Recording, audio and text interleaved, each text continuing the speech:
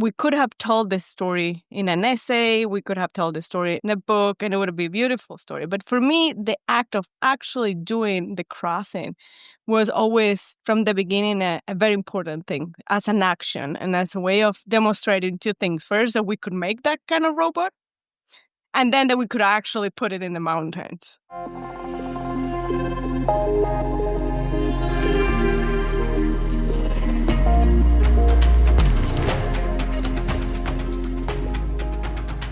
Welcome to Art is Not a Thing, the podcast series about art as a practice of critical inquiry, knowledge production, and world building. My name is Ana Carabelea, and together with my colleague Hannah Balber, we discuss with artists and researchers whose work questions and reimagines our practices in and of the world.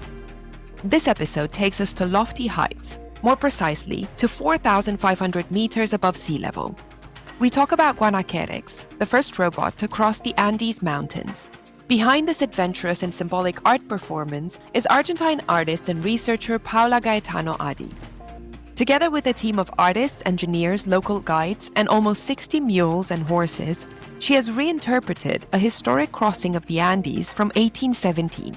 The robot Guanaquerx looks like a guanaco, a llama-like Andean animal, and is much more than a technical object.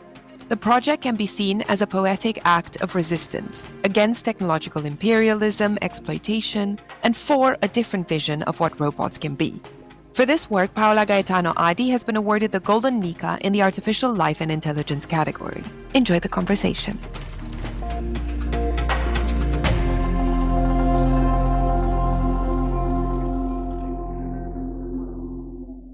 Crossing a mountain range at 4,500 meters altitude with a robot sounds like science fiction, but you actually did it. You created Guanaquerx, which you've called the first robot to cross the Andes Mountains. What drew you to this idea? What was the original spark that set this project in motion?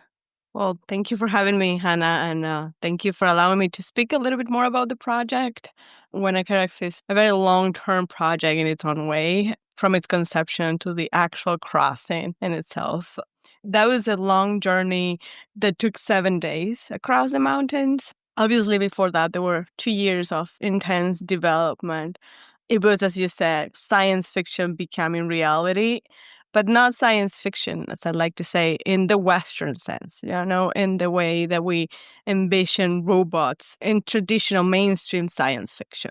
So that was one of the early seeds of the project, really trying to think about how we could bring ideas that may be coming from science fictions or the origins of robotics to reality and to a landscape and to a place that maybe is not associated with that kind of science fiction, right?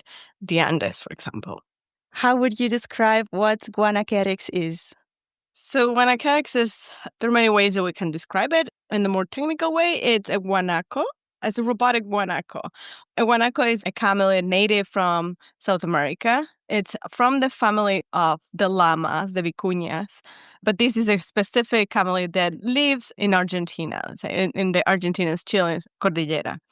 So in that sense, it's a quadruped, it's a four-wheel, four-legged robot, but I like to think of it as something else. It's a robot in search of emancipation, a robot that is trying to inaugurate a different imagination or a technical imagination, as I would like to say, right? A robot that is trying to show that there might be many ways in which we can conceive robots. And so starting from the idea of the guanaco, because it's our native animal, but really going beyond that because it's a hybrid. It's certainly a hybrid that was made with local materials from the region that the robot actually crossed, but also with very sophisticated technology that was imported from Silicon Valley. You connected this robotic journey to a historic event. In January 1817, the Revolutionary Army of the Andes, led by José de San Martín, crossed the Andes Mountains with several thousands of men, mules, and horses. Why is that event so significant in South American history? Well, that's definitely the origin, maybe, of this project, the crossing of the Andes of 1817 by José de San Martín and his army.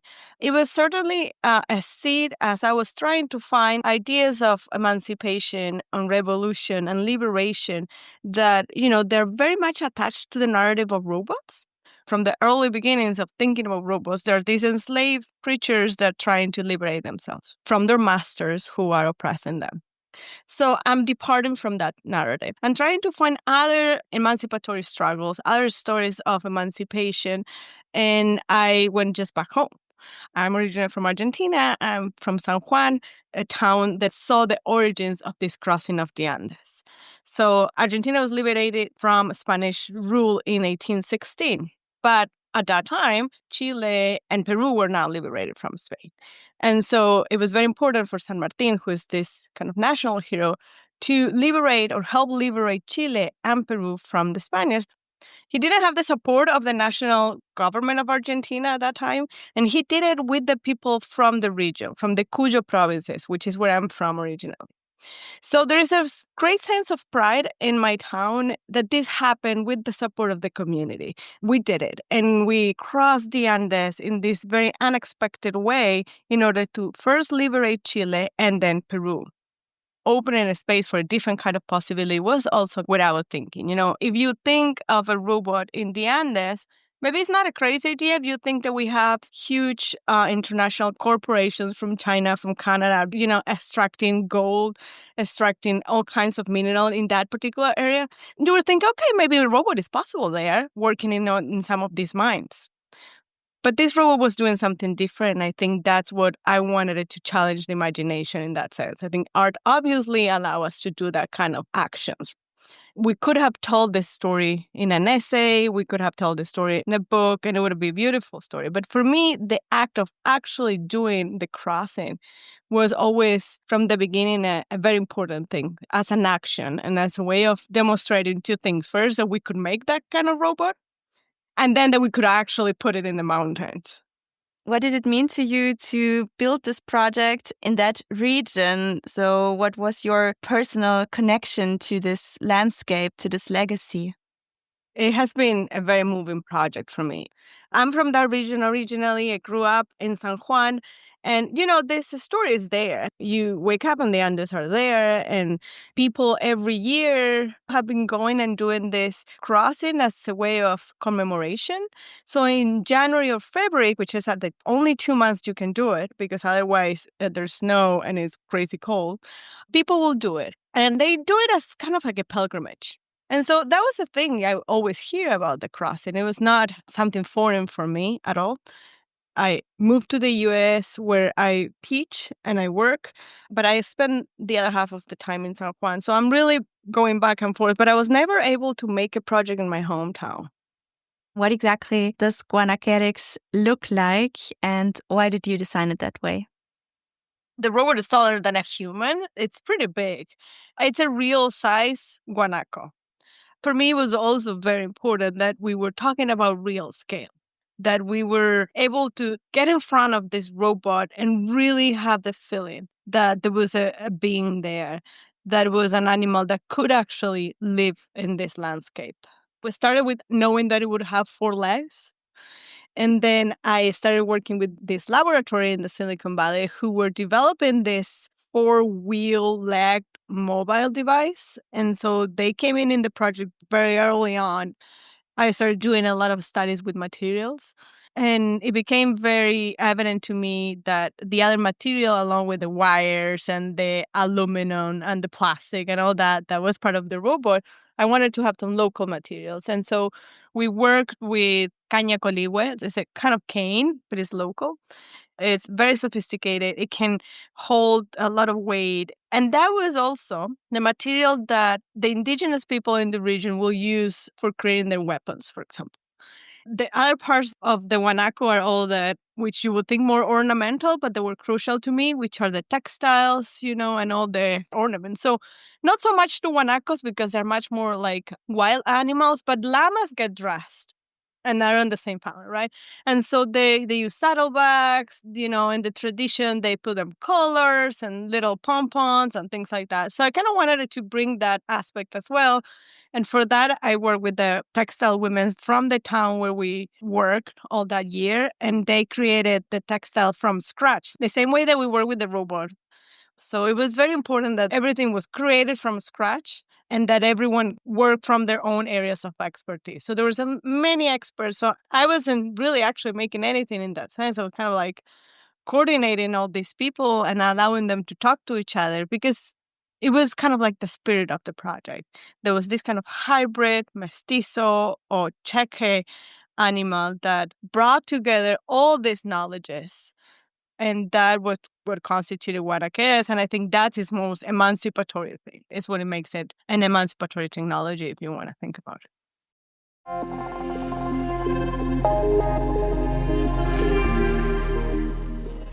Paula Gaetano Adi is a professor at the Rhode Island School of Design in the US and works as an interdisciplinary artist and scholar at the intersection of robotics, crafts, video, and performance.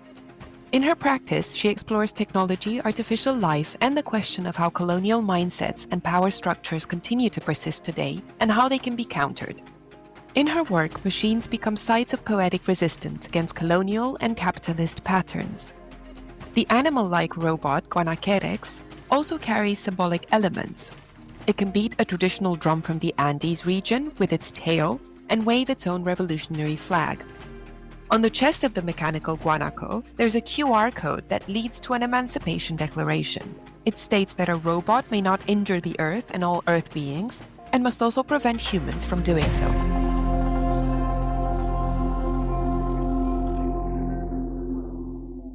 We see in reality happening a lot of instances where robots or machines are in fact used to exploit or to harm Earth beings. And you see Guanaquerx as a robot of liberation, in contrast to these usual associations of AI with control and exploitation. Yeah, what does it mean for you in practice to build technology for emancipation, and why is it so important for you? It's not my intention to just dismiss what is really happening at all. It's actually in a way of saying it could be done otherwise. I'm extremely worried by how robots as a tools are being utilized, and they're definitely killing humans and they're definitely doing harm. But I think the role in that sense of art becomes really important in using the same tools to demonstrate that another way is maybe possible, that we could use those tools, but not in the way that they're intended. And I'm not dismissing or disregarding the histories from which these technologies were born. Especially now, it's incredibly important that we're talking about this and how these tools are being utilized. There's something very basic in this project that it really talks about the way that we make and use technology, in the ways that technologies are things that we create as humans, and technologies design us back, right? There is a sense of relationality that happens. If we create weapons, they're going to design us killer. And so it's trying to think in which way we can create technologies that could design us differently, how we could subvert the origins or draw from those origins and think differently. And I don't think this is going to solve necessarily anything. This is not a project that is asking to solve a problem. And in that sense, maybe it's probably useless. I think it does that work of presenting with a different scenario and allowing people to see something with a little bit more hope. But not because I don't think there's any hope in this world right now. Specifically, and I'm talking in a very troubled times of war, of genocide. How do we see a future in all this, right? How do we see a future? It's almost impossible. And I start from that moment of saying, okay, I don't see a future. And if there is a future, it's technological. The future is always technological. So how we can think of a future that involves technology, but in a different way. We're fabulating here in the most traditional sense of science fiction, but we're putting it into action. The journey itself sounds incredible. 7 days and nights across the Andes with artists, engineers, locals, and nearly 60 animals. What was that like day by day? Exhausting. Very exhausting. So there were 7 days on horses. Pretty intense. We have very long journeys on the mules. dawn to dusk. We were on the move, testing the robot, putting it to work, having it fail, running it again, put it again on a mule when, we're crossing rivers, put it down.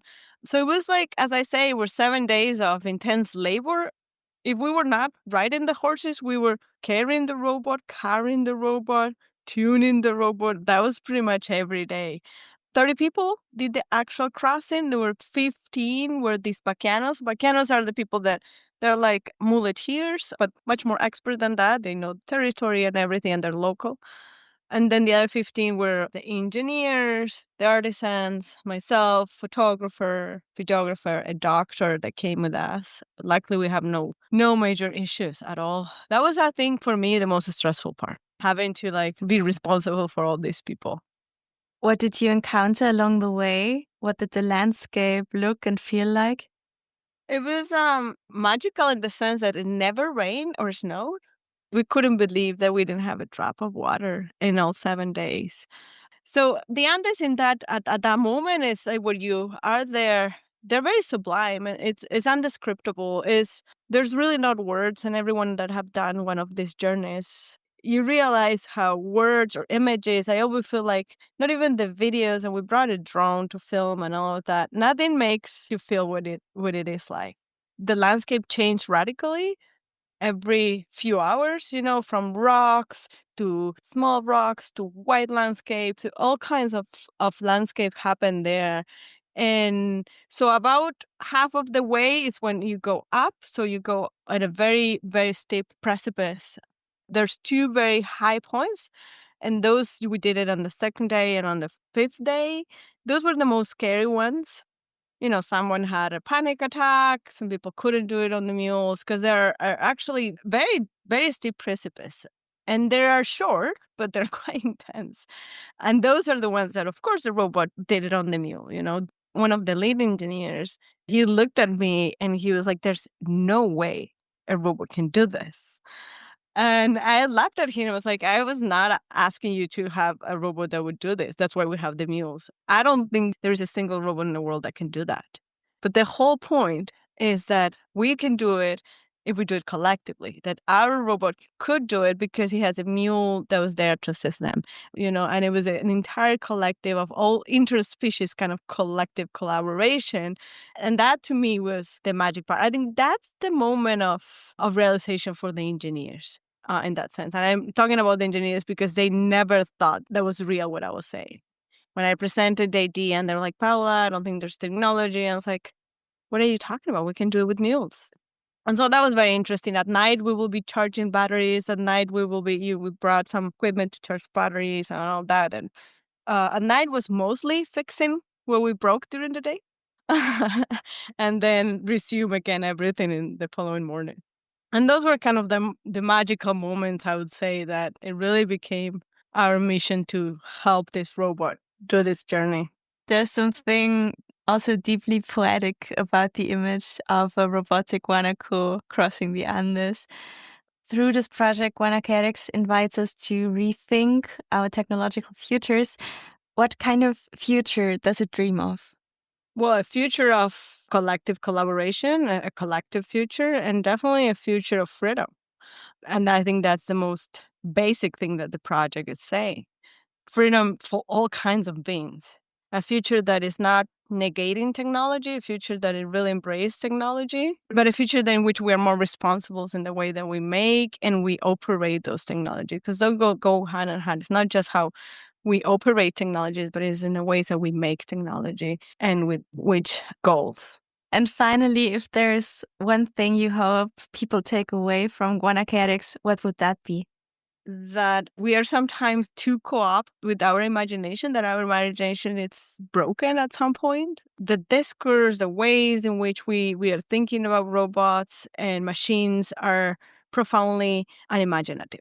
There is a huge failure of the imagination in the ways we think about robots. And maybe with this project, if that opens up a window from which we can start seeing machines differently, if someone can come to the show or see the video and think that we were able to do a project like this one, then maybe there might be other ways of doing other things that are even more important than this one. Thank you very much for the conversation. Thank you. Thank you very much.